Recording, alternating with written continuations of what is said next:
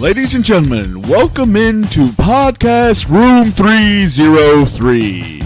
Introducing one co-host with more nuggets than Chick-fil-A, Nick Morahan. Executive producer until we find someone better, Eric Washington. Nobody really knows what he does around here, Nevada Putnam. And now, the single greatest thing to happen to hosting in history, Jermaine Antonio Colon Mendez. On with the show. Ladies and gentlemen, welcome in to another episode of Podcast Room 303. Today's episode 203. We'll be getting into pop culture pick'em, head-to-head, and NHL season review or postseason review, and the 2023 NBA draft will be today's betting topic. For the pop culture pick'em idea, we have top 5 worst draft picks. How you doing this evening, Nick? I'm good. The Colorado Rockies managed to give me some hope about 2 weeks ago. I thought maybe there are 3 games or 4 games out of a wild card spot. I thought that maybe this would be the year that in a down National League, in a topsy-turvy National League, an odd baseball year, maybe this was the year that the Rockies snuck in as a wild card team. Then anything could happen. And I think I sent a stat to you guys today that the Rockies are 0 and have not won their starting pitcher has not won in the last 25 contests. Just like they drew it up, right? I mean, we got beat. I think the score was the 4-game series against the Braves. If you would have taken our highest total of runs of any of the 4 games and the Braves' lowest total of any of the 4 games, we still would have lost by 2 runs. We got outscored 40-17. But we didn't get. Nevada made a good point. We didn't get no hit. So I mean, it's time for the real Rockies fans to stop going to the games in Colorado, and time for the influencers to take over in Colorado. So apparently, my buddy's going to the game on Friday, and he said that the pavilion tickets are sold out. So I don't know what's going on in Colorado. They love bad, cheap baseball. Doesn't everybody? That's a good point. I really do. I prefer bad, cheap baseball. How you doing this evening, Eric? Well, you're on mute, so not that well. Doing good, bro. Sorry, I apologize. I didn't realize I was on mute. No, I just wanted to bring a message here to the fans, though. I would really like the MLB to stop the Asian hate, okay? Because I've seen the numbers Ohtani's putting up this year, and I know he got robbed last year, the AL MVP. And I really think when the man leads his team in basically every major statistical category on batting and pitching, that he should be the MVP. He should have won it last year. It's going to be my thing all off season with baseball, since that's all there is now. I'm just going to sink my teeth into Ohtani and ride that until somebody hears me, because I think that man deserves. I'm sure he already has one, but he needs more MVPs because he's the best baseball player in the world. So MLB needs to listen to this podcast and give that man his trophy. But Eric, Aaron Judge hit 62 home runs last year. It was a record. It was not a record. Ohtani leads the A's, or at least the Angels, by the way, in batting average, runs, home runs, runs batted in, wins, earned run average, strikeouts, and walks, hits per innings pitched. The only category that he does not lead the Angels in is saves.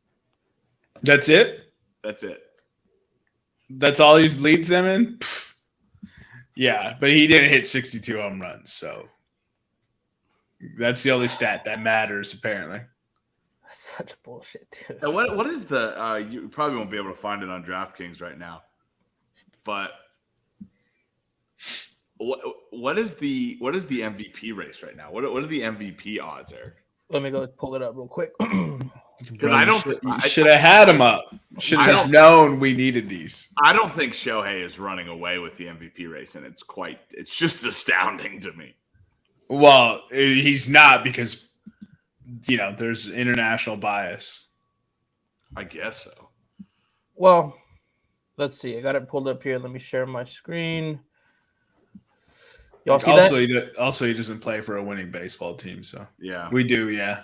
So he is the favorite. Oh, Right now, minus minus 425. Oh my God, Aaron Judge is plus 1,700. You've got to be fist fucking me.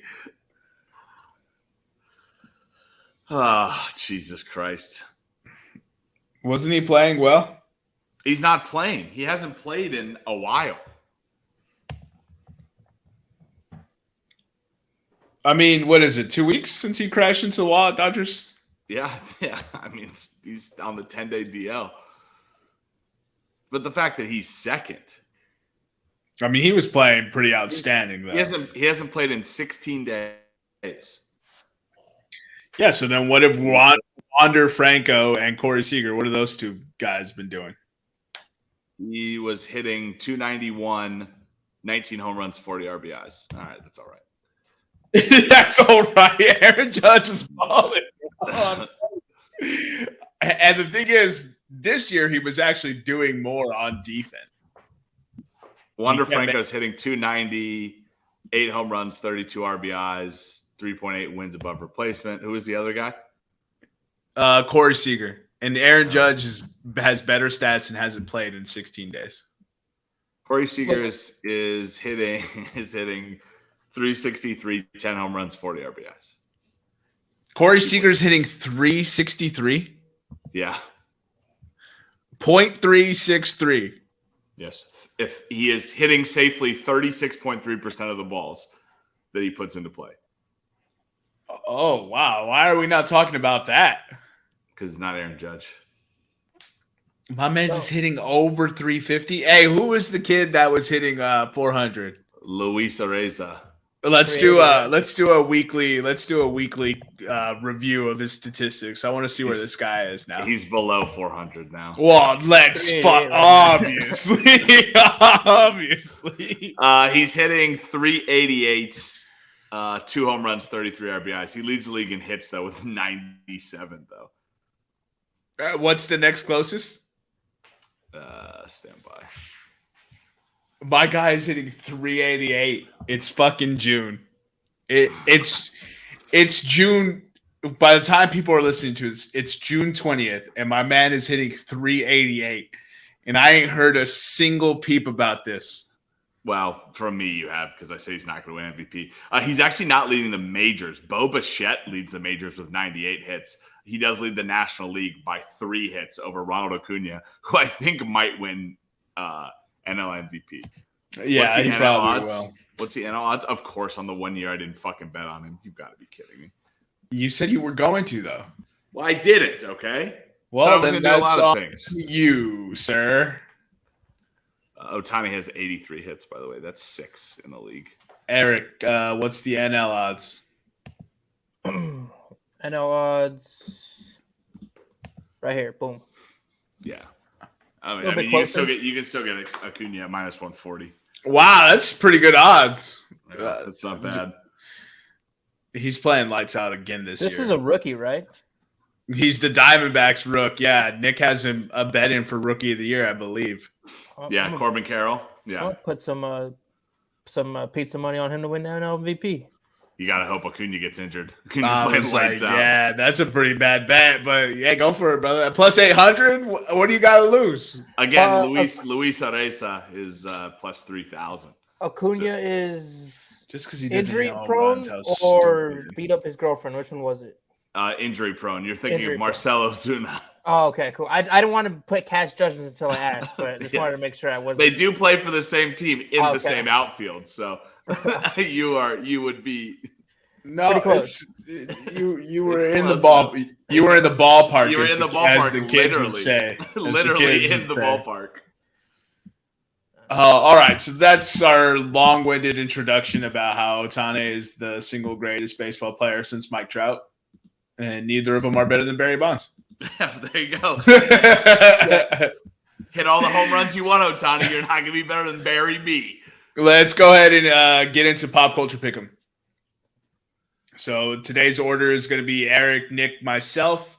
It's top 5 worst draft picks.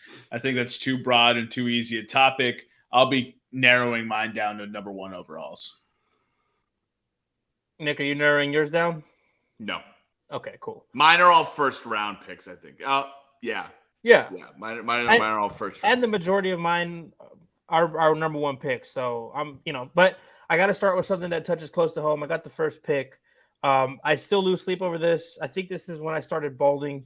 The Philadelphia Eagles in the 2020 draft for the 21 pick, they took Jalen Reagor over Justin Jefferson, and I'll never get over that. So that's my number one pick. It's a good pick, dude. He's a good wide receiver. Yeah. Do you not know how to spell Reagor? No, I had a mini stroke. What number overall was he? Number 21, I believe.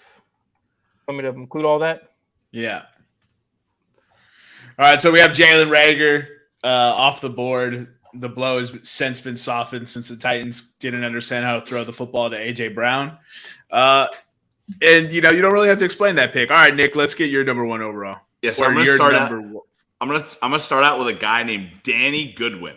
All right, he was an infielder, drafted twice in the major leagues, 1971 and 1975. He's the only MLB player to be drafted first overall twice.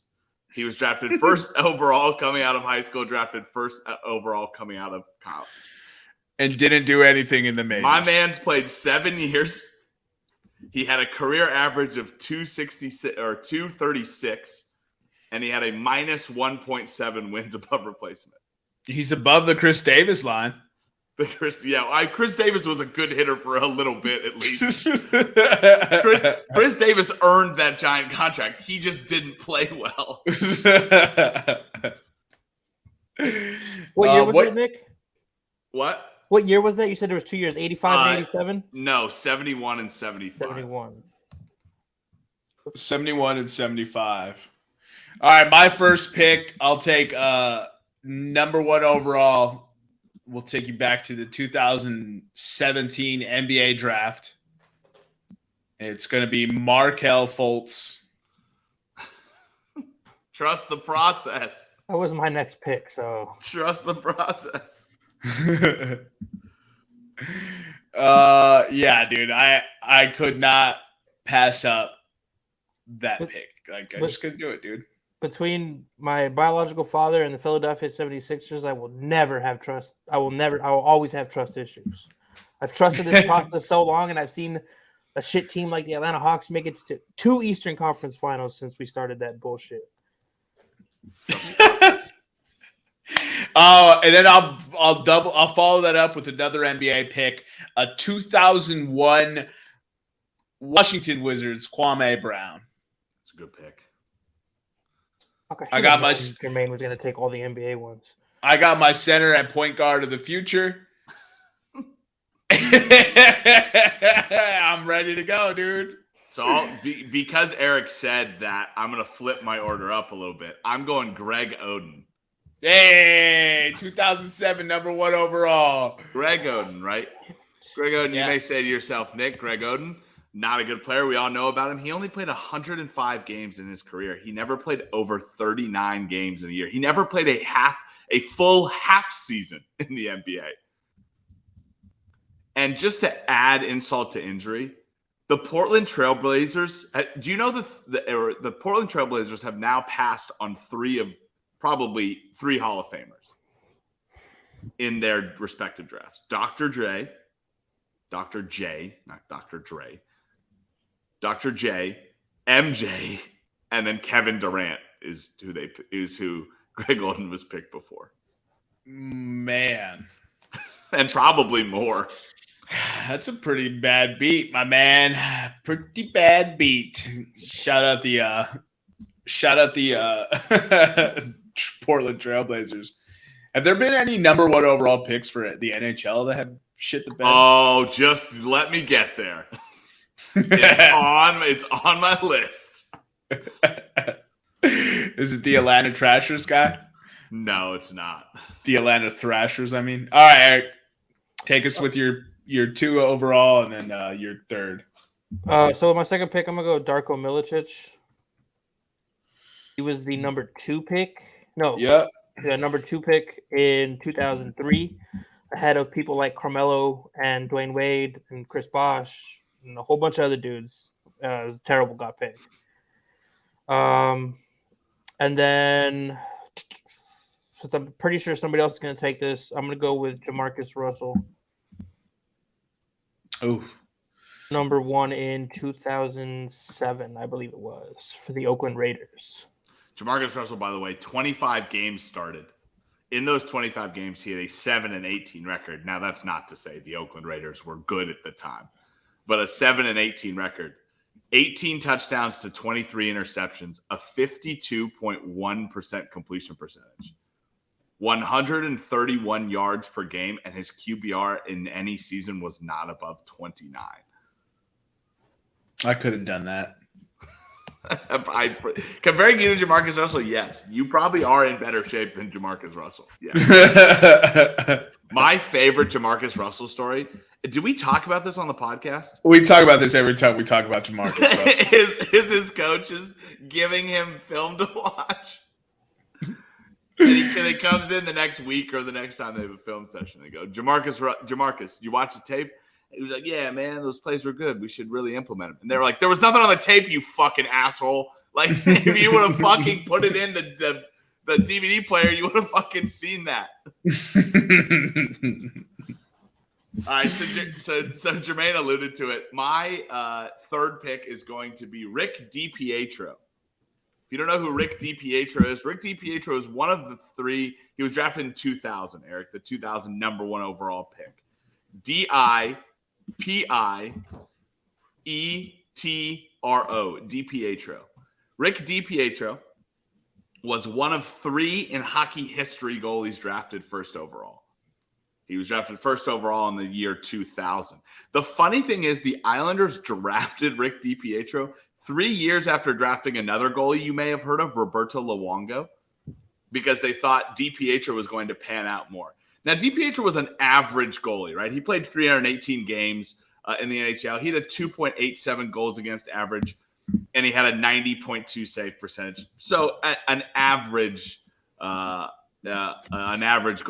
But for first overall, when the last person drafted first overall was Marc-Andre Fleury, is a pretty high bar. What I wanted to highlight DiPietro for is that in 2006, with the stats I just read you, in 2006, he got a 15-year, yes, 15-year, $67.5 million contract. That is an insane contract. However, he played so poorly that the Islanders bought him out in 2013. They bought him out for $1.5 million a year until 2029. My God. Saving money.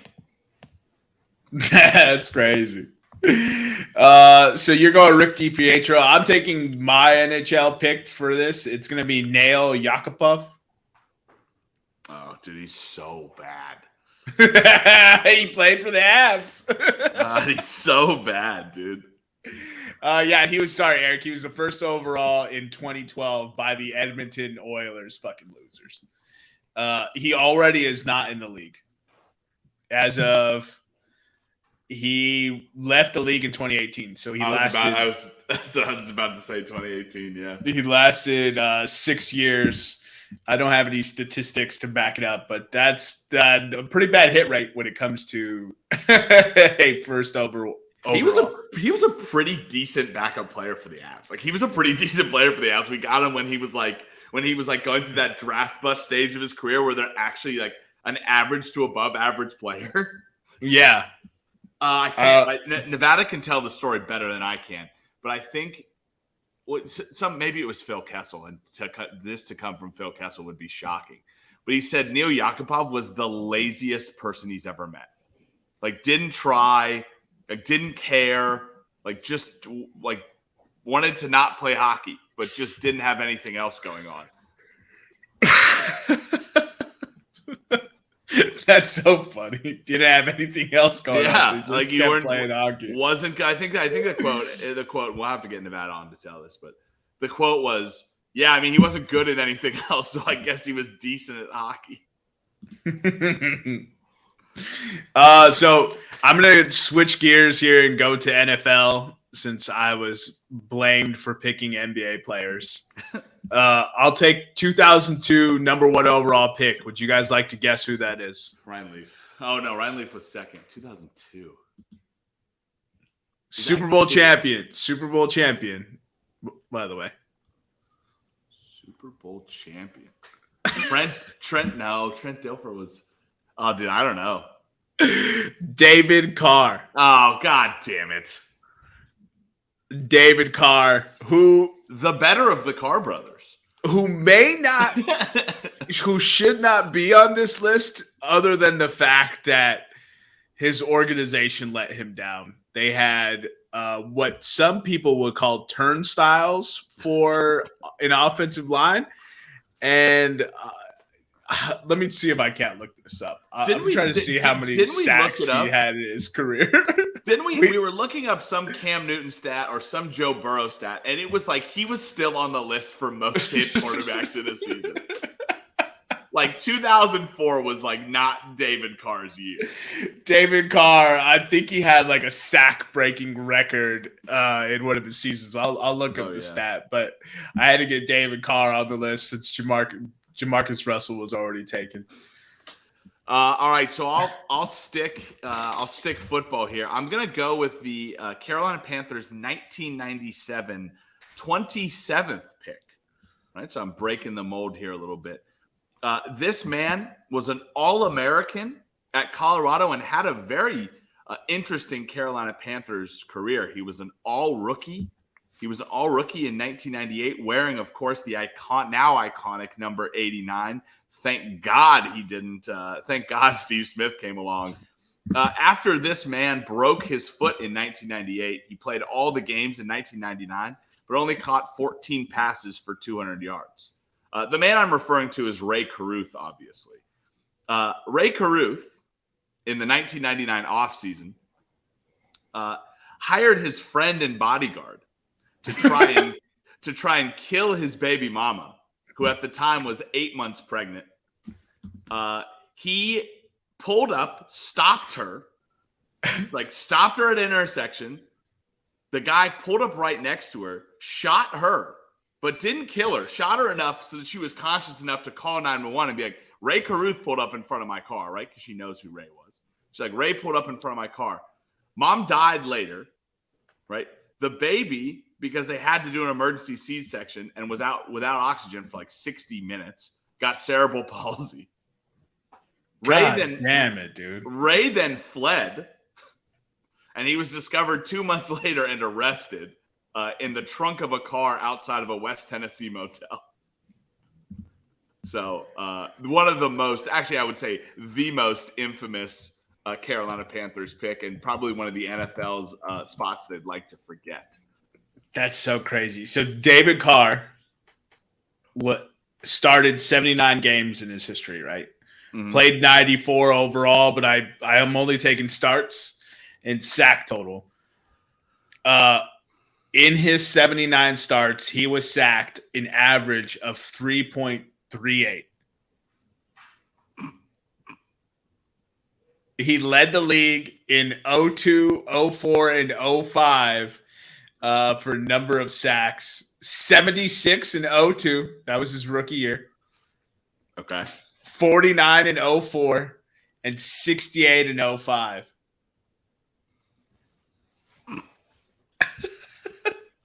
Amount of yards lost just by sacks is 1,564. And that's a good rushing season. His sack, yeah, that's a real good rushing season. His sack percentage was 10.5% for his career. So like all the drop backs he took. How long did he play? Did you say that? He played, so he went from 02 to 07, and that's kind of when 6 years they tried to make him a starter. Right. And then he played from 08 to 2012, skipping the 2011 year. So he played almost 10 years in the league, and in those 10 years, he was sacked on 10% of his dropbacks. That's what I'm saying. That's incredible.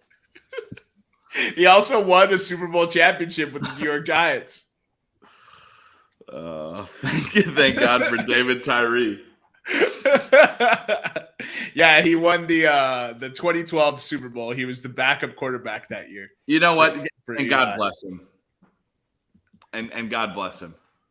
Yeah, that organization really let him down. So this is like, and he was such a promising quarterback. I remember when he was coming into the league, I was kind of hyped to see him play. And then he was going to Houston. They just gave him no offense. It was me, you, and Eric lining up at offensive line.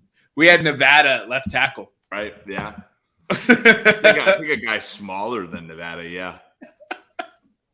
Oh, R.I.P. David Carr. All right. Eric, go ahead and give us your last two picks. All right. Holy crap, let me pull up my list. So with my next pick, I'm gonna go Sam Bowie. As Nick mentioned earlier, the Portland Trailblazers passed on Michael Jordan and took Sam Bowie at number 2 in 1984. And then with my final pick, I'm gonna take. This might be a reach, but I'm gonna take Trent Richardson, number 3. He was drafted number 3 by Cleveland in 2012. I mean, nobody's going to argue Trent Richardson. Yeah. So He was going to be on my list, but I decided to dig a little deeper. All right. So Nick, we got your last pick. All right. So my last pick, I'm going to stay these last two picks. I'm going to stay with Homer picks. So Greg Reynolds was the second overall pick of the Colorado Rockies in the 2006 draft. He was a highly touted right-handed pitcher. He unfortunately only played 3 seasons in the MLB. He played 2008, 2011, and 2013. He went 6-11 with a 7.01 ERA. He was famously drafted ahead of the second overall pick, ahead of Evan Longoria, Clayton Kershaw, and Max Scherzer. Oh, thank you, Colorado. Evan never won a World Series, right? Longoria? Yeah, he was a centerpiece to the Giants. The Giants. I thought he was on the Rays. Oh yeah, you're right. Who was I thinking? He could have been on both. I'm just Eric. Can you look up Evan Longoria for us? He was. Jeez, why did I think that he's on the Diamondbacks now? He's still in the league. Yeah. Holy shit! I'm trying to see if he won a World Series with the. He never won a World Series. No. No. Yeah, he never did. He was part of those Rays teams that were always. Yeah. They were always real good. They just can't get over the hump. Yeah, he won Rookie of the Year in 2008. Yeah, Evan Longoria was a baller. So, so I actually have the last pick in the draft, and I was gonna go a few different directions. I was thinking Sam Bradford. That's a good one. Sam Bradford in 2010, Baker Mayfield in 2018, Andrea Bargnani in 2006. That number 1 overall pick for the Raptors was an absolute miss. But I'm going to go Anthony Bennett. 2013, number 1 overall to the Cleveland Cavaliers. Arguably the worst draft pick on this board. And that's saying something. I don't think anything will ever beat Jamarcus. No chance, dude. Anthony Bennett did what was his averages? Didn't he not play after his first year ever again in the league? Yeah, Anthony Bennett was just a veritable who's who of bummage, dude. So let me pull up Anthony Bennett's stats. Who is he drafted by? Cleveland. Oh yeah. To be honest, dude, I don't know who that man is. Nobody does. Not even people in Cleveland do. I don't mean to be an asshole, but I have no idea who that man is. So that's why I'm saying, right? So he's a 6'8" power forward from Toronto, Ontario. He played 151 games, so that's not even 2 seasons. Okay. He averaged, you guys want to take a guess at what he averaged? 5.4 points. Oh, that's a pretty good guess. Not it though. Damn. Eric? Points, I'm going to say 3.8. Oh, you guys are right there. He averaged 4.4 points. Yeah, buddy. 3.1 total rebounds and a half assist a game. His slashes for shooting, right? So 39.2% from the field, 26.1 from three, 67 from the free throw, and he has an effective field goal percentage of 42%. That's good, right? I'm not a hoop head. That's good, right? No, it's not good at all, dude. Oh, sorry. Go ahead. Last thing, and I'll turn it over to you, Eric, and you can bury him some more. His win shares added in 151 games was 0.5. That's good, dude. That's a half game. From your number one overall pick. You're winning. You're winning a half game. If you tell me a player is going to win me one half of 180 games, 151. 151. All right, Eric, go ahead. All right, so here's some interesting stats. It's two interesting stats. He did not score in his first 5 games in the NBA. He missed his first 15 shots, and the most points he ever scored was 21 time against the Spurs. Can you just imagine the GM? And then the other stat. God damn it! This is the part where you're going to say, God damn it. The Cavaliers and the Minnesota Timberwolves in his career paid him $20,630,554. Bro, you know what I love about like the mid 2000s or like the mid to like the mid 2010s is that we hadn't gotten in these CBAs yet where they realized that we were paying rookies way too much money. So rookie contracts could just set you for life. Sam Bradford, dude. Yeah, dude. Sam Bradford should have made this list purely based on how much money that fucker got paid. Right. Let me like now that I just thought about that, I just wanted to look up how much Jamarcus Russell made. He made $50 million. He signed a 6-year, $61 million contract with $32 million guaranteed. Dude, the 2000s were wild with these contracts. Yo, the owners realized real quick they needed to put a cap on these rookie contracts. Dude, Jamarcus Russell made $40 million over his career. He was not worth 40. He wasn't even worth $4 million, bro. Oh my goodness. So Anthony Bennett, rookie season 2013-2014, played for Cleveland. 52 games, 0 starts from your number one overall pick, right? 2014-2015, he's traded to Minnesota. 57 games, 3 starts. 2015-2016, he's traded to Toronto, or he signs. I don't know how he got there. 19 games, 0 starts. Then he goes to Brooklyn in 2016-2017, 23 games, 1 start. So from your number one overall pick, you had 4 career starts out of him. And my man's made $16.5 million in his career.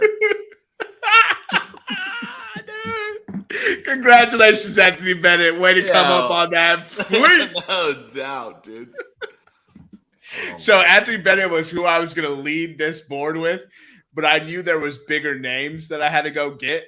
And so I let him fall to see. I was like, yo, if someone gets him, someone gets him. But this is by far the worst number one overall pick of all time. I mean, you got 4 starts out of a number one overall pick. And you had to trade Andrew Wiggins to Minnesota with him. Well, they did that for Kevin Love. Right. That was when they signed LeBron and had Kyrie, so... And Thaddeus Young got traded to Minnesota. Fucking Anthony Bennett, dude. He's the absolute worst. I don't like he is not mentioned enough when we talk about like draft duds because he is such an epic dud. Nobody even knows he got taken out number one overall. Like I said, I mean, I know some pretty good duds. You know, you see these lists pop up every now right around draft time normally. I have one honorable mention, and that's only because I thought of him and it would be funny. Billy Bean. Billy B, the Oakland A's GM, very famously popularized in the movie Moneyball. He was the 23rd pick of the 1980 New York Mets. He played 6 years, never playing over 80 games a season. His career average was .219, and he had a minus 1.6 wins above replacement. Jesus Christ. I mean, it kind of worked out, but he hit slightly worse than Danny Goodwin. yeah, slightly. I've never even heard that Goodwin name before. Imagine being number 1 overall twice in your life and sucking. That's so crazy, dude. It's amazing that you were number 1 and then you were like, oh, you know what? I'm gonna go work on my craft in college. You work on your craft, nothing goes wrong for I think 3 years. That would be 4 years, right? 72, 73, 74, 75. Yeah. So 4 years, nothing goes wrong. You play great. You play great. He continues to develop as a baseball player. And then my man shit that was like, I did it. Look, Mom, I told you I could get drafted twice. All right, I'm going home. It's like his buddies bet him. Like, you won't get drafted twice. He's like, all right, watch me. All right, bet. Eric, read us the list and let's move on to head-to-head. All right, so before I give us the list, I had one honorable mention. It was my the 86th second pick in the NBA draft. It was Len Bias by the Celtics. Yeah, R.I.P. R.I.P. True. All right, so for today's draft, top 5 worst draft picks of all time. I had the first pick. I went Jalen Reagor, number 21 in 2020. Darko Milicic, number 2 in 2003. Jamarcus Russell, number 1 in 2007.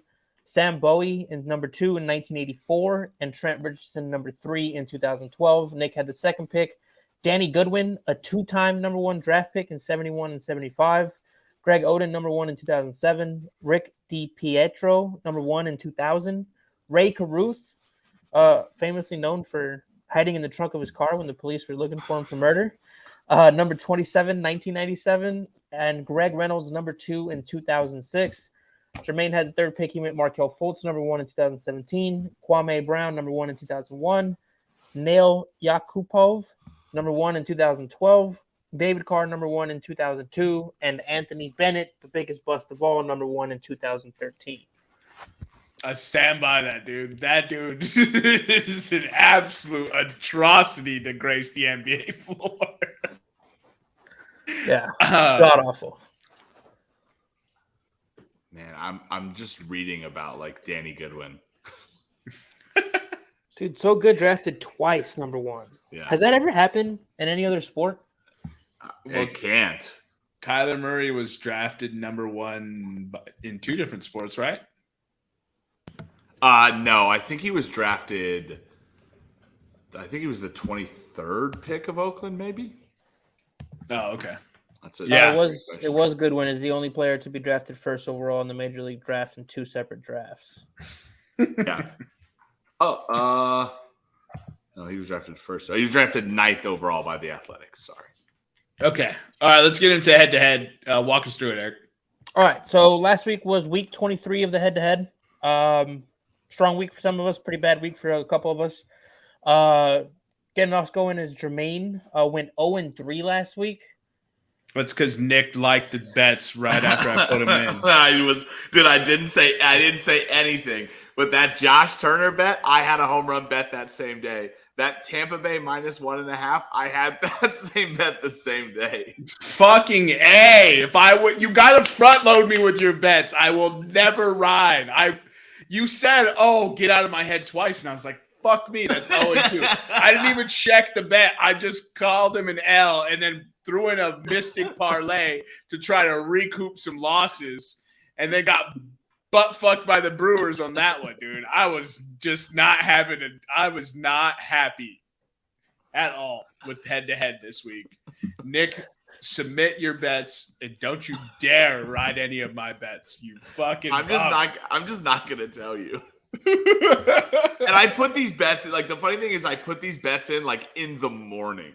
Like, I was like, ooh, like, that's an interesting bet. Like, Justin Turner crushes the Rockies. Like, I'm going to bet him home run. God. If only I would have fucking known, dude. I was like, ooh, Tampa Bay playing Oakland. It was a close game yesterday. Not going to be a close game this day.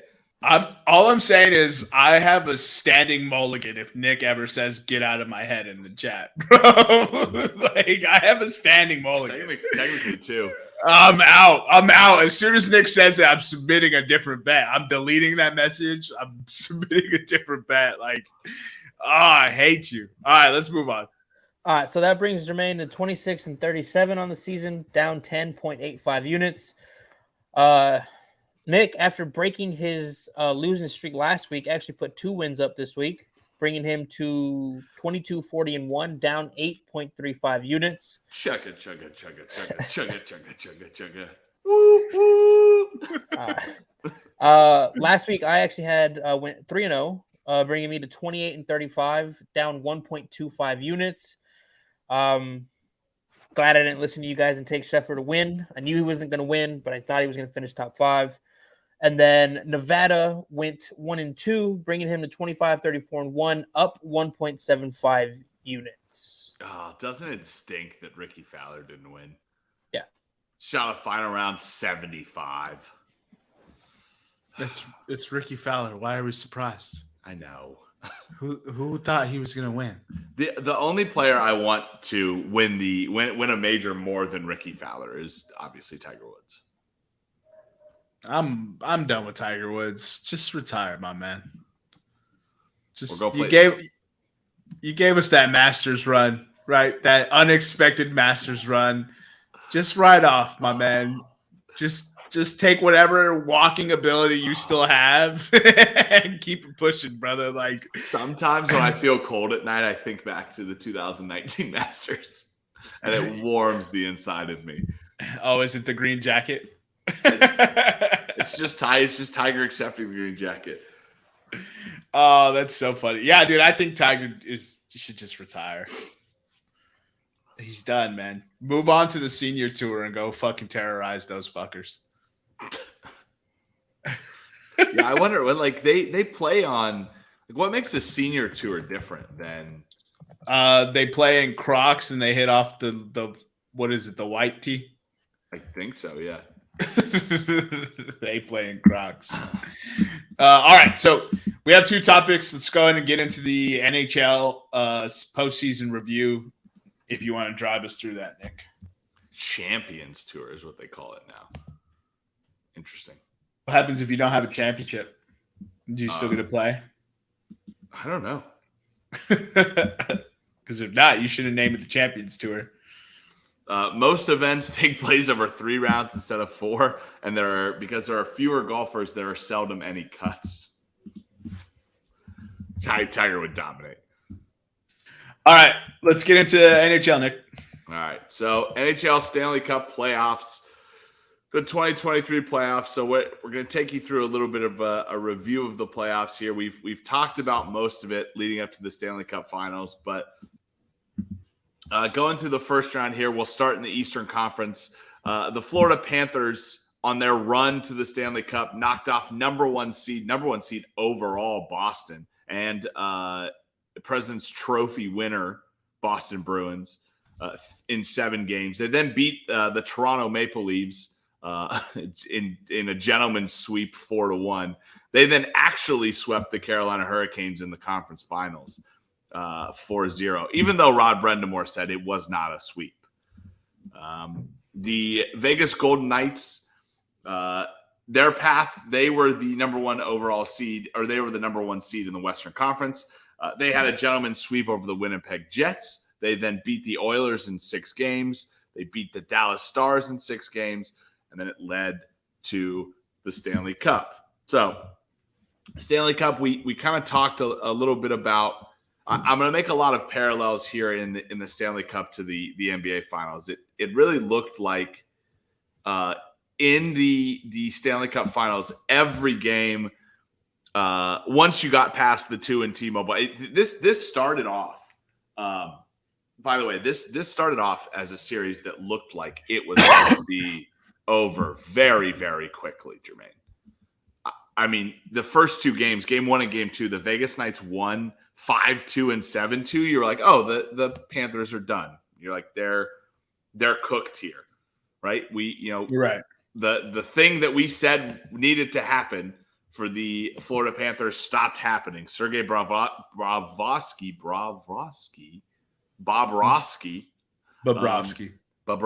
thank you, stopped playing well. This was actually the first playoff meeting between the Golden Knights and the Florida Panthers. Not shocking. This was Vegas' second finals appearance. Their only finals appearance was obviously during their inaugural season, 2018, when they lost to the Caps in 5 games.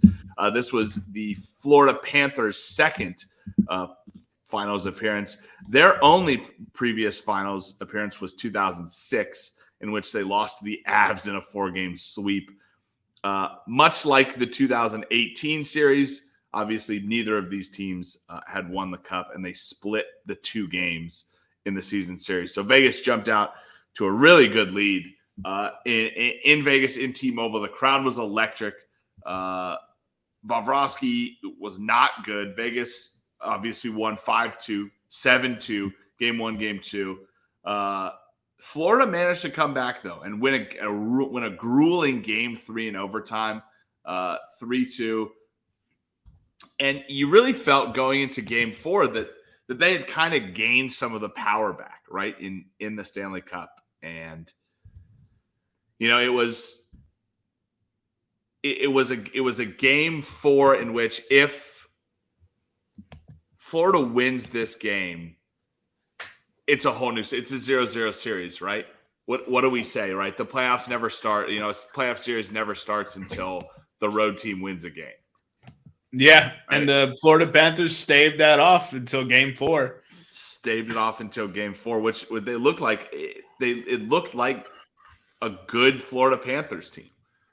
I thought they had a shot to win game 4. They are probably still kicking themselves that they didn't win game 4. Right. Yeah. Let's see. I'm gonna pull it up here.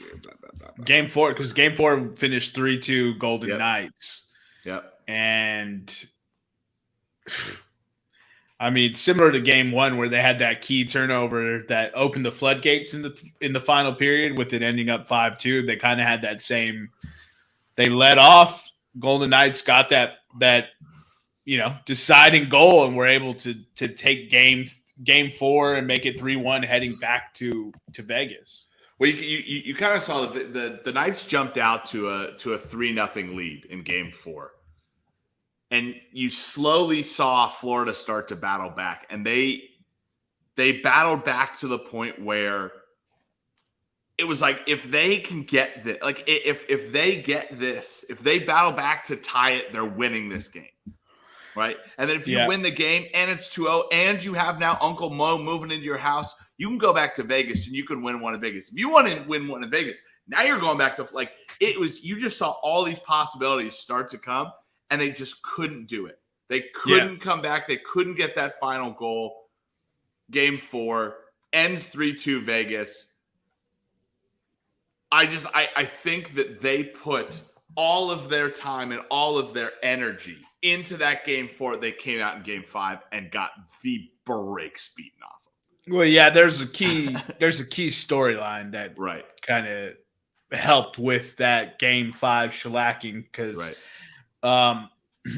essentially the odds-on favorite for the Conn Smythe Trophy, right before the series started, obviously, and Vegas had their own submissions, but what is it? It's Matthew Tkachuk, right? Correct, yeah. Yeah, Matthew. Oh, look at big ass Kane. Matthew Tkachuk was playing lights out, and he broke his sternum, and couldn't move his arms above his head, which seems pretty important for hockey. And no, it's not. It's all down here. Was able to play game 4 because drugs are amazing, apparently. And after they lost that one, he just couldn't get up for game 5. And I can't imagine. When did he broke his sternum in game 3? It was that big hit, and I think it was game 3. No, because in game 2, Jack Eichel got lit up. I think it was by Tkachuk, I mean, clean hits, but Right. I'm pretty sure both hits were clean from what I remember. Yeah, game 3, he fractured his sternum. So oh my God. He lights up Eichel in game 2, and that ends up with Eichel skating off the ice. And in game 3, he was coming across the middle with the puck, and Vegas was very much like, "Hey, you remember my boy Jack? Yeah. Jack sends his regards." Yeah, dude, I ain't never seen something like. I was like, Mr. Eichel sends his regards. Yo, that's crazy. So Matthew Tkachuk got lit up in open ice, left immediately, came back to the bench, and actually kind of sat on the bench to start. If it wasn't the second, it was the third. But to start the period, and there had been maybe 6 minutes of line rotations already before he came back onto the ice. And at that point, 6 minutes goes by. Your guy is sitting on the bench. I'm like, he's not playing. Right? He got hit like that. He's not playing. All of a sudden, I see him hop over, and I'm like, I don't know what the fuck's going on. Then he's got a broken sternum and fractured clavicle or some crazy nonsense, and ends up not playing game 5 for obvious fucking reasons. There was a story of his brother Bradley was in the hotel room with him and had to get him dressed in the morning. He couldn't have slept, right? Mm-mm. You're not sleeping with a fractured sternum, unless they have some sort of cocktail that put him to sleep. But it was assisted sleep for sure. Oh man. Imagine waking up when those drugs wore off and just being like, ah! That's exactly how he woke up. Rumor has it. He was actually the alarm they set for that entire floor in the hotel. Dude. And so, there's a few things that we could talk about. I do want to talk about Jack Eichel. Jack Eichel did not win the Conn Smythe Trophy. That went to Jonathan Marchessault. Jack Eichel is definitely in contention, but I want to just talk about the elephant in the room. Buffalo. Why did you not let him get that disc surgery that he got? He gets traded to the Golden Knights. He gets that replacement disc surgery, right, in his back, where they took something from. I'm not a doctor, obviously, ladies and gentlemen. So for the record, if you want to learn more about this, look it up. They take a piece of cartilage from somewhere else in his body, put it into the disc to replace it, and essentially repaired his back that way. And now 2 years after the surgery, Jack Eichel is who we thought he was. Right, that's why Jack Eichel was number 2 overall. Good question. Hold on. Number 2, number 3. Look, he came in a class where the number 1 was amazing, and it was just Jack Eichel, just like this coming class, Jack Eichel any other year, is probably number 1. Yeah, he was second overall, behind Austin Matthews, behind McJesus. Okay. I mean, look, the 2 guys we just named are fucking hitters. He's a bum. Yeah, I agree. And so Buffalo, I don't know what was happening. I don't know what's being said. I don't know what medicals both teams are looking at. But they had that disagreement because of that back surgery. And this is something that I talk about regularly on this podcast because I could not believe that this talent was just traded. I bring it up every time I talk about the Golden Knights now. And I said that this would be a trade of consequence. And now the Vegas Golden Knights, first of all, they've made it to the tippy top of hockey and they seem poised to make this an extended run. The crazy part is the Golden Knights don't have good goaltending. No. But their offense is so fucking good that they tied the 1936 Detroit Red Wings and 1942 Toronto Maple Leafs for the most goals scored in a Cup final game. So not only that, they have the most goals scored in a Stanley Cup clincher, right? Putting up 9 goals on your opponent in the deciding winner take all game is fucking disrespectful. It's disrespectful. It's something that hasn't been done since 42. So 58 plus 23, that's 81 years. 81 years they haven't this hasn't been done. That's crazy. Take a bow, Vegas. Look, this team was the best hockey team I watched all playoffs. I said that when we did our Stanley Cup Finals preview. I also gave out Jonathan Marchessault to win the Conn Smythe. He had just been playing lights out. So I'm not really surprised. It's got to be bad to be a Miami fan, though, right? A Miami sports fan? Yeah. I mean, you're so close. Bro, you were teams, so close. I mean, both, Final Four as well. Like they are at base, like at the camp that's right before the summit.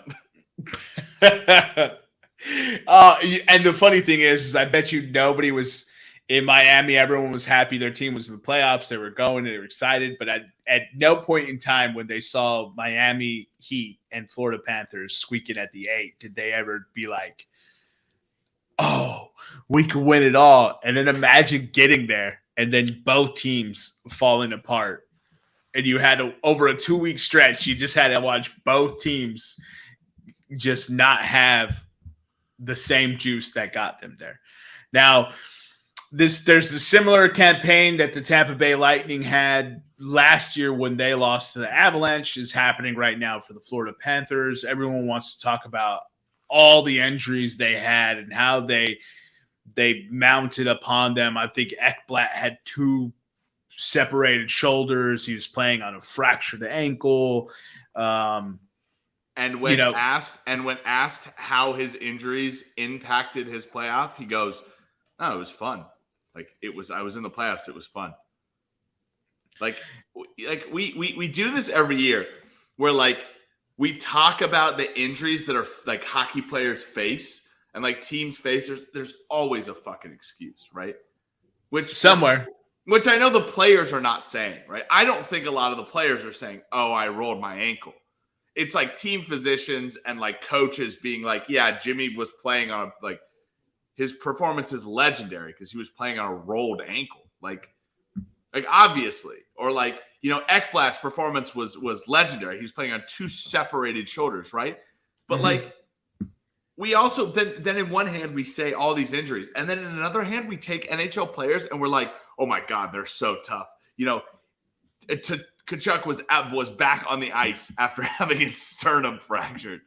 Like, I mean, like, I'm sure that, like, yeah, he separated his shoulder, but he's like, "Yo, put it back in and let me get on the ice." Yeah, exactly. That's probably exactly how it went. Yeah, dude. So listen to this, right? So Jack Eichel's surgery is an artificial disc replacement in his neck, right? Mm-hmm. So Eichel hasn't talked a lot about it, but there was a dude that got it. I'm looking for John, whatever Johnson's name was. So Chicago Blackhawks forward Tyler Johnson also underwent the procedure, and he said that he had been dealing with. He said his neck had been bothering him for years, with his off-season workouts all about managing the tingling and sharp pain he'd experienced in his arm. Last December, he had Bray perform the surgery, which involved a 1-inch incision and less than a teaspoon of blood loss.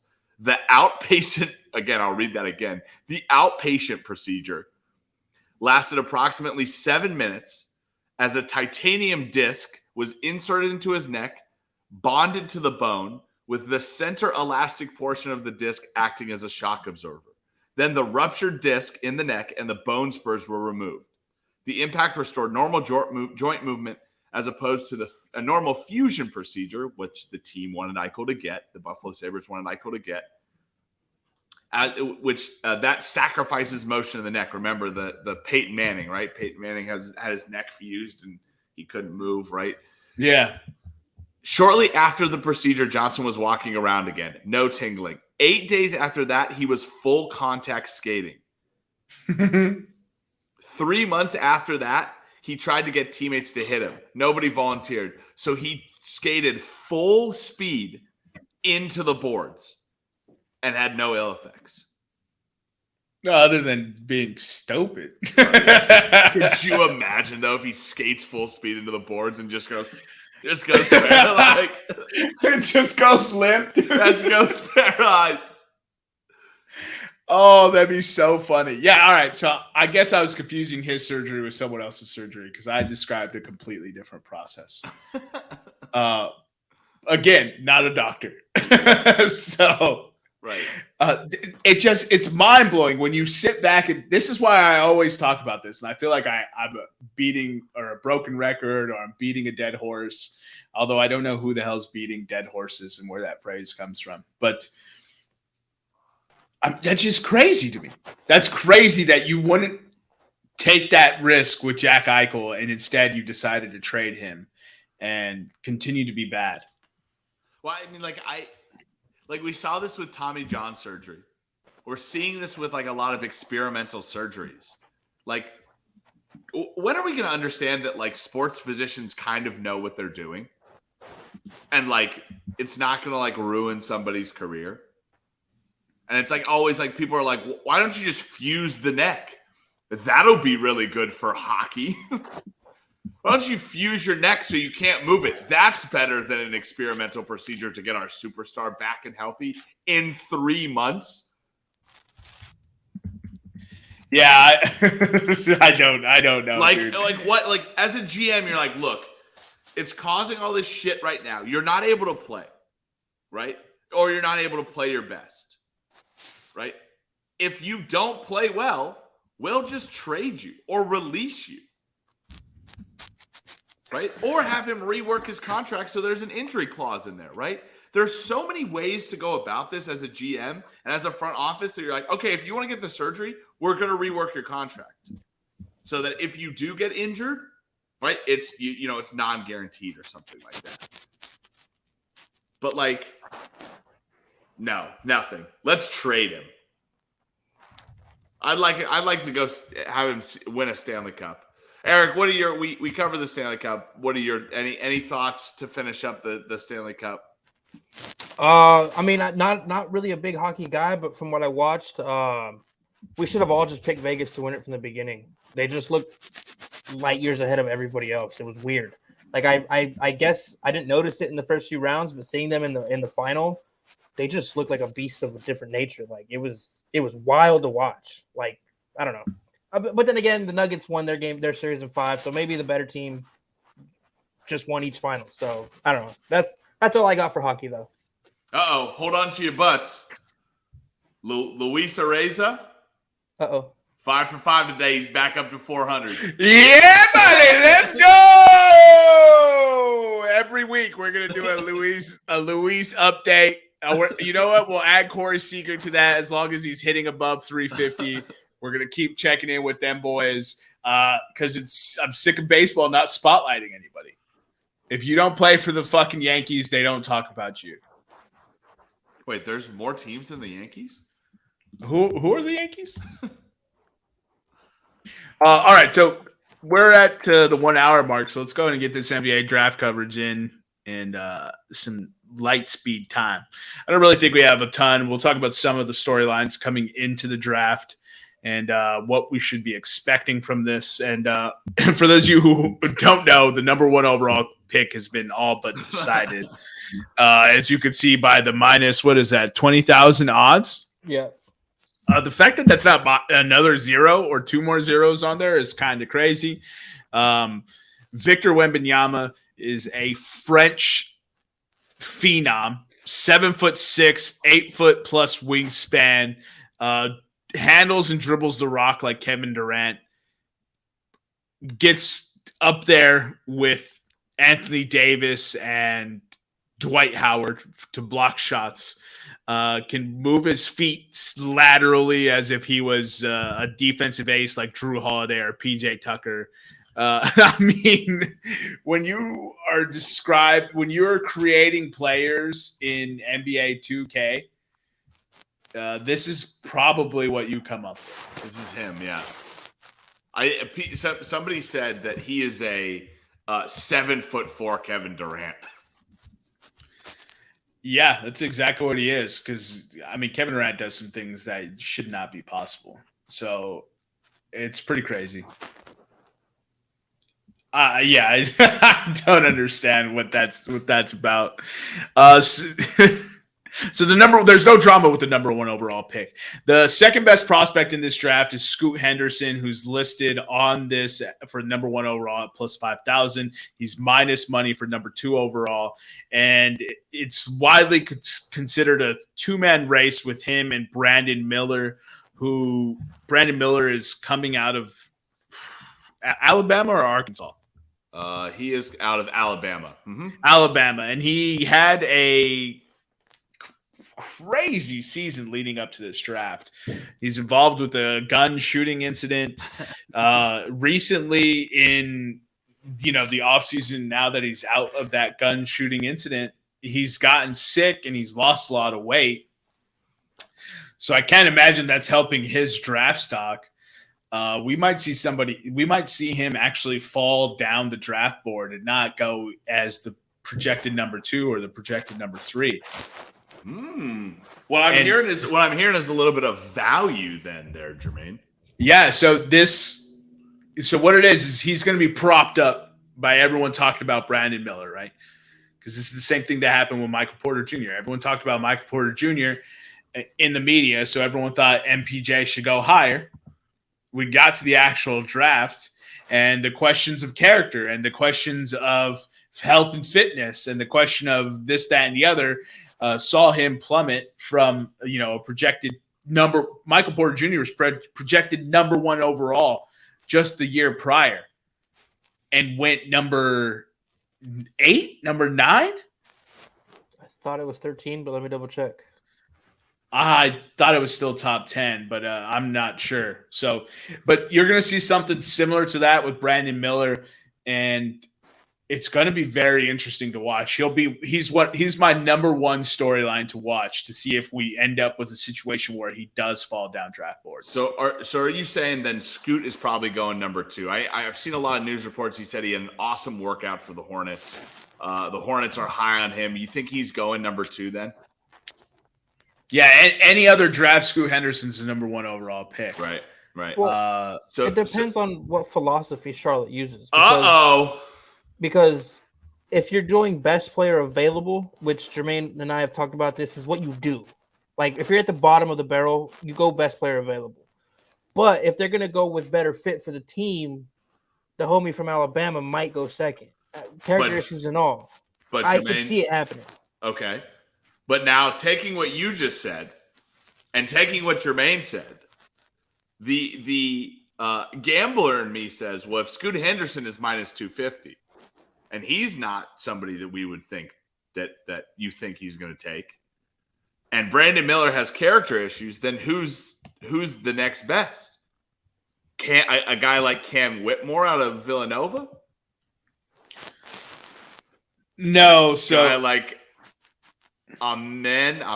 Is that how you say his first name? Yeah, Amen Thompson. Like Amen Thompson, like Jerace Walker, Azure Thompson. So those are widely considered the next batch of guys if you're going tier based. So Victor in a tier by himself, he's so good you actually blank the next tier, like no one's in it. And then in the third tier, you have Scoot Henderson and Brandon Miller.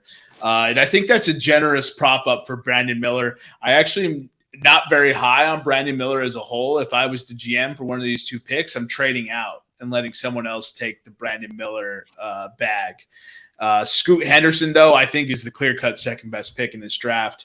I think it'd be foolish if he goes anywhere past 2. Now, the next storylines watching outside of Brandon Miller, right? The next storylines to watch are, Charlotte wants out of the number 2 pick. Portland is looking to trade the number 3 overall pick. Is looking to blow this pick. And so now you have the potential for a chaotic trade night on NBA draft day. with Charlotte trying to get out of this pick, trying to recoup assets, trying to add stuff to their board. And Portland is in the strangest of all limbos. They have all-time great, probably the best trailblazer ever to play for them, Damian Lillard, who is year after year thrust into trade conversations because of the climate that LeBron James and other stars have dictated and created. Dame's not interested in that, but he's also not interested in a rebuild. And so now, I think it's pretty fucking reasonable. That's pretty reasonable in your 12th year career, right? Right.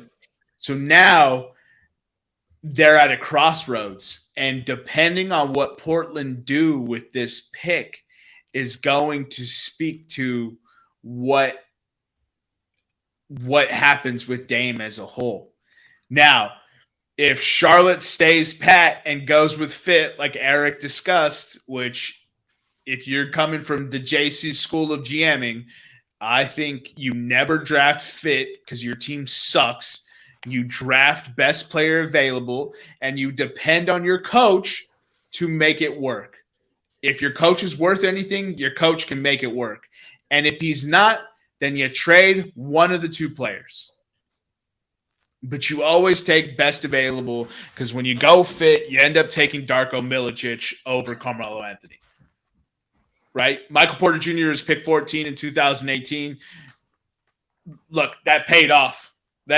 Despite everyone wanting to roast him for having 3 great playoff series and then struggling in the finals. That pick for Denver paid off. I couldn't believe he fell that far. I wanted Chicago to take him at pick 7. They didn't take him. And so here we are. Denver is dominating. And so that's going to be the interesting direction. Portland Trailblazers have been linked to trading the Pelicans want to have second or third pick in this year's draft. The Portland Trailblazers are linked to trading for Zion, which is another interesting discussion. Zion has played 25 games a season for 4 straight seasons. So that's actually a future bust. Yeah, we're approaching Anthony Bennett territory. And they've also been interested in sending Brandon Ingram. If the Portland Trailblazers end up with Scoot Henderson because the Charlotte Hornets fuck the draft up like they always do, and they take Brandon Miller or XYZ other player, does Portland trade Dame? And that's going to be the biggest thing that hangs over this. Miami Heat pulled out of the Bradley Beal trade because Washington was going to hold their deal to a different standard of picks and etc. than was going to be with Phoenix. And Bradley Beal only waived his no trade clause, which is a crazy thing to ever give a player for the Phoenix Suns. And so now we have a very, very interesting draft coupled with the future of a host of NBA teams. There's a ton of contenders that are trying to trade into the first round to get cheap, cost-controlled assets. There has been a recent explosion of collegiate athletes that have played 3 or 4 years that have come in and made impacts on contending teams. Jalen Brunson, Dante DiVincenzo, Christian Braun was a 3-year starter for Kansas. There's a ton of these players like Buddy Hield, right? There's a ton of these players that because they're not young, because they've already kind of peaked at what they might be, that these teams weren't drafting and they were falling to the second round. And then those second round products, see Draymond Green. Draymond Green very much falls into a conversation like this. Jimmy Butler falls into a conversation like this, where they played very long in college. And because they didn't have that youthful upside of getting an 18 and 19-year-old that you can draft, develop, and his potential being sky high, so now you have this interesting dichotomy. So do we see more teams take chances on two, 3, 4-year players in college. So that way they have somebody they know they can count on, somebody that's played in big, important games, somebody that knows how to play the game and isn't going to get you beat. And so that is going to be another crazy, interesting thing, to watch from that perspective.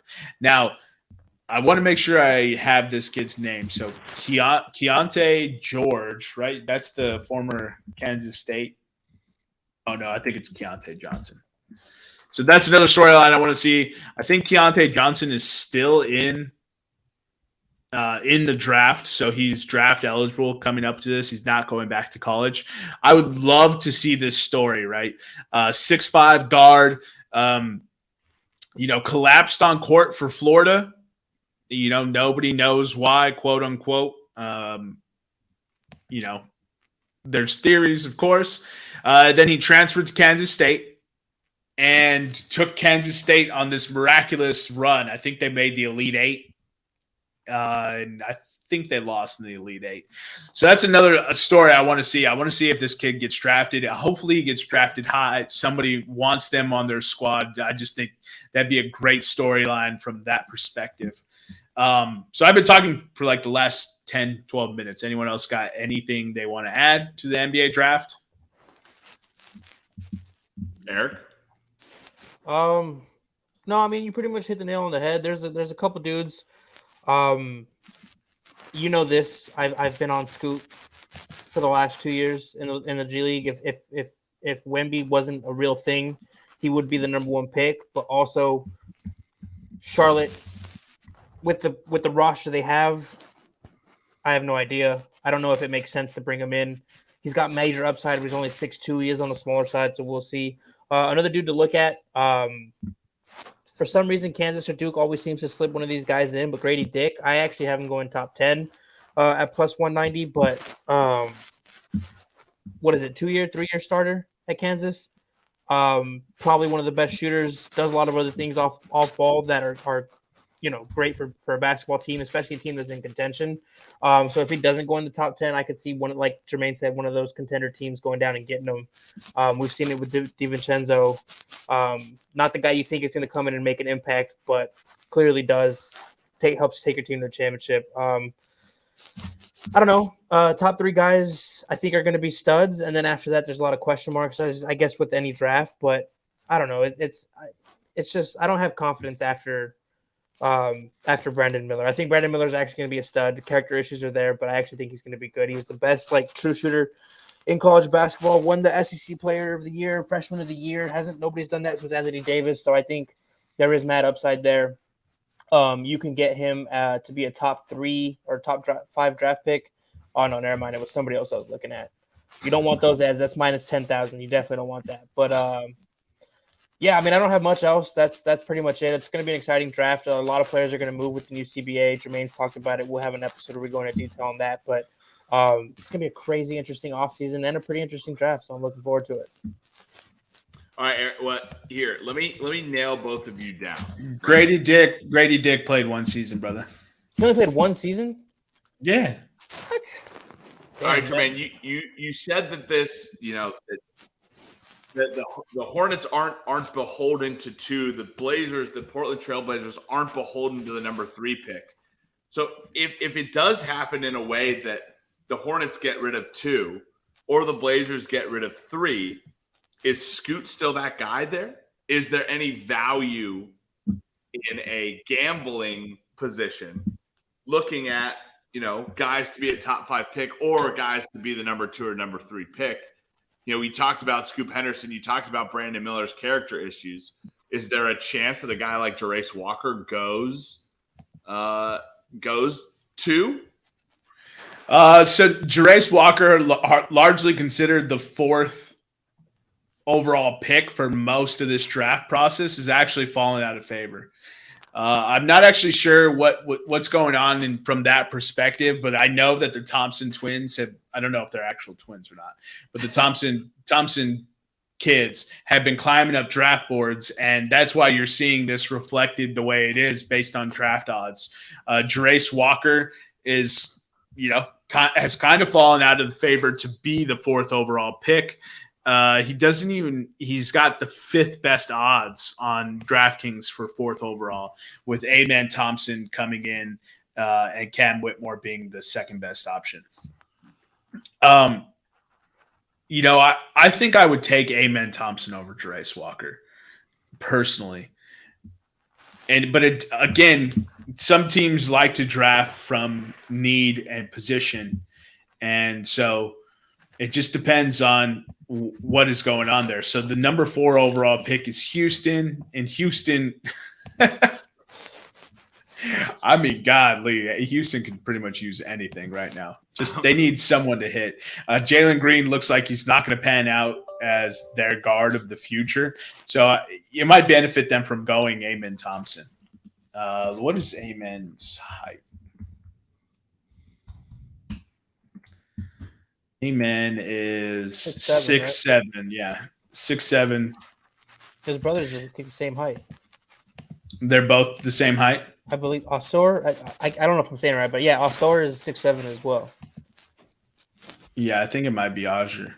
Azure? My bad, dude. I am with these names. I'm not really sure. But Eric speaks so many languages. So Cam Whitmore is 6'7" as well. I mean, everyone seems to be 6'7". Jesus Christ. Jarace Walker is 6'4" for Houston. Look, dude, I really, after number 1, I feel like this is a true crapshoot, and everyone's going to grade their guys differently. It's just kind of how it's shaking up to be. And I think if I have gun to my head right now, the order I see this draft going in, I'm going Victor, Scoop. Brandon will probably go just based on the slash percentages that he shot. He shot 43 from the field, 38 from 3, and 85 from free throw. So usually free throws, the ability of to shoot free throws will let you know if you're going to be a good and consistent 3-point shooter. That's a barometer that's very frequently used. So those will probably be the top 3. Houston, I think they should go guard, and that's why I think Amen Thompson will slip into the number 4 pick. And then from there, pretty much a shoot. So, Detroit, what are they going to do? I know they just took Killian Hayes and, Cade Cunningham. So do they go Cam Whitmore here or Jarace Walker? And, it's kind of fascinating. And then there's this kid on these lists, right? He's usually at the bottom of all the odds, Imani Bates. And Imani Bates 2 years ago was largely considered to be one of the next top 5 picks in any of the drafts. I think he committed to Memphis, kind of had an unceremonious falling out there, and transferred and went somewhere else. So let me double check that for you. So yeah, current team is Eastern Michigan. Yeah, so he was at Memphis and then transferred to Eastern Michigan. So that's another very interesting prospect on the board that never really kind of took that leap that everyone was expecting. So I'm interested to see his rise. Now, my favorite, the player that I want to is his name is like Koulibaly. Oh, the kid that plays with Wemby, yeah. That plays with Wemby. Bilal Koulibaly, I think it is. He is who I would love to see, Eric, if you can get us the odds to be drafted top 10. Top 10.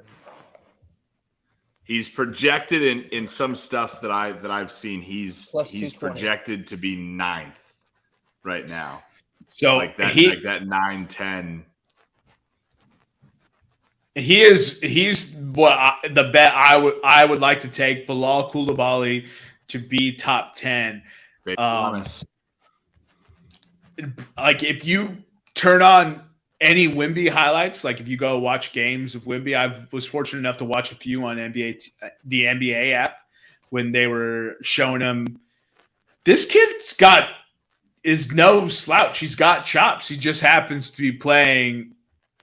He just happens to be playing next to, what I mean? He plays next to Tim Duncan. Right. The thing with him is I think he should be a top 10 pick, maybe even a top 5 pick. But he's so thin and fragile right now, and he's going to be a development piece. Which, I mean, if you're picking in the top 5, top 10, that's your team's probably looking for somebody to develop because you're not contender. But I agree with you that he should definitely be a top 10 pick. That's great value at plus 220. And eventually, like in 3-4 years, I actually think he could be a stud. I mean, he's 6'6", 230. Yeah, from what I was reading in the tape, he's not as athletic as some of these other guards, and I guess they don't think it's going to hold up well in the NBA. He's going to have to add more weight and strength, but he'll get there. We've seen players make that leap, so he can do it. Okay, so this has 6'8", 200. I think he'll be fine. Everyone's lighting the ass in the NBA now. One player, I wish we could draft players to go to specific teams. I don't know if he's going to go there, but this Jordan Hawkins kid from Connecticut, the one that won the chip, I'm only using this team as an example because they're contenders and we know that they're about to have their best player retire soon. But I think he should go to LA and just be an instant contributor on defense shooting because that's what they need. And we know that LA is going to go out and do some stupid move or something ridiculous and bring in another star that's not going to work with their chemistry because they're idiots and they're going to listen to LeBron James. But if they had any sense, I think they'd draft this kid. And I wish I could put money on that specific draft for him to get drafted by the Lakers. What pick do the Lakers have? 17th overall? 17th overall, yes. Yeah, 17, yes. I wonder so let's see. What's a top 5 exact order? Oh, so you can't just pick the order yourself? It's whatever they give you? Yeah. Let's see here. Where's that? Oh, right here. I mean, that's pretty interesting. Wembanyama, Henderson, Miller, Thompson. And what's that looking like right now? Plus 800? Plus 800. Dude, see, I would just wish I knew that the Hornets weren't stupid and they would just draft Scoot Henderson. I mean, they loved him and Brandon Miller, and they brought both back for workouts. Yeah. So they're probably that organization that's torn right now. Like, do we take the best player available in Scoot, or do we take who the best fit? Like, how much do we believe in LaMelo and a LaMelo and Scoot backcourt? I think you trade LaMelo. Yeah. This is why everyone's always talking about, how they're going to fit. I was just like, dude, you're going to get more for LaMelo than you will for Scoot. So trade LaMelo. Trade LaMelo to Chicago. Do it now. Yeah, do it. I don't really know, man. I think I'm going to submit a top 5 exact order for my head-to-head pick, though. Top 5 exacta? Yes, sir. I'm going to have faith that they're not stupid enough to let Scoot go after Brandon Miller. So I'm going to go Wemby, Scoot, Brandon, Amen, Ajer. I think that's not on the record yet. I'll have to submit it in chat. I got to go read up on this Jarace Walker fallout. He played for Houston last year, and Houston had that run. Well, we'll see what happens. Maybe it's because he played for Houston. Yeah, I don't know. Very interesting. You guys got anything else for him? Negative. All right. So follow us on YouTube, Instagram, and Twitter at Podcast Room303. I've been your host, Jermaine Mendez. This is my co-host, Nicholas Morahan. And as always, we have with us the EPE. We'll see you next time when you come on down and step into the room.